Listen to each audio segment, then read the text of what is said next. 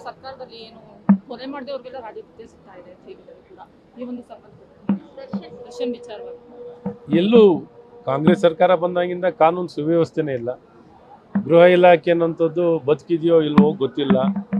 ಹಾಗಾಗಿ ಎಲ್ಲ ಕಡೆನೂ ಈ ಮಂತ್ರಿಗಳ ಹಸ್ತಕ್ಷೇಪ, ಅಧಿಕಾರ ದುರ್ಬಳಕೆ, ಈ ಅಧಿಕಾರ ದುರ್ಬಳಕೆ ಎಲ್ಲೋ ಒಂದು ಕಡೆ ಸೂಕ್ತವಾಗಿಲ್ಲ.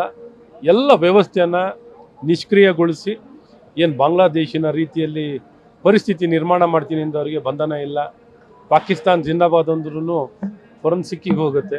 ಈ ರೀತಿ ಎಲ್ಲ ಹಂತದಲ್ಲೂ ರಾಮನ ಭಜನೆ ಮಾಡಿದ್ರೆ ಜೈಲು, ನರೇಂದ್ರ ಮೋದಿಯವರ ಹೆಸರಲ್ಲಿ ಜೈಲು, ರಾಮನ ಹೆಸರೇ ಜೈಲು, ಈ ರೀತಿ ಹೊಡೆತ ಏಟು, ಈ ರೀತಿ ಪರಿಸ್ಥಿತಿಗಳು ಆತಂಕವಾದಿಗಳು ಮತ್ತು ಆ್ಯಂಟಿ ಸೋಷಿಯಲ್ ಎಲಿಮೆಂಟ್ಸ್ಗಳು ಈ ಸಮಾಜದಲ್ಲಿ ಮತ್ತು ಕಾಂಗ್ರೆಸ್ ಪಕ್ಷದ ಚುನಾಯಿತ ಪ್ರತಿನಿಧಿಗಳು ಮನಬಂದಂತೆ ಹೇಳಿಕೆ ಕೊಡ್ತಿದ್ದಾರೆ.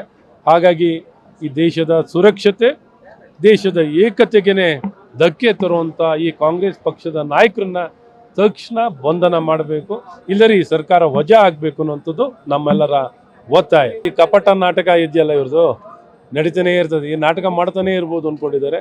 ಈ ನಾಟಕವನ್ನು ಕೇಳಲಿಕ್ಕೆ ಒಪ್ಕೊಳ್ಳಿಕ್ಕೆ ನಾಡಿನ ಜನ ತಯಾರಿಲ್ಲ. ಹಾಗಾಗಿ ಬಂಡ ಭ್ರಷ್ಟ ಜನ ವಿರೋಧಿ ಈ ಕಾಂಗ್ರೆಸ್ಸಿಗರು ಈ ನಾಡಿನಿಂದ ತೊಲಗಬೇಕಷ್ಟೆ.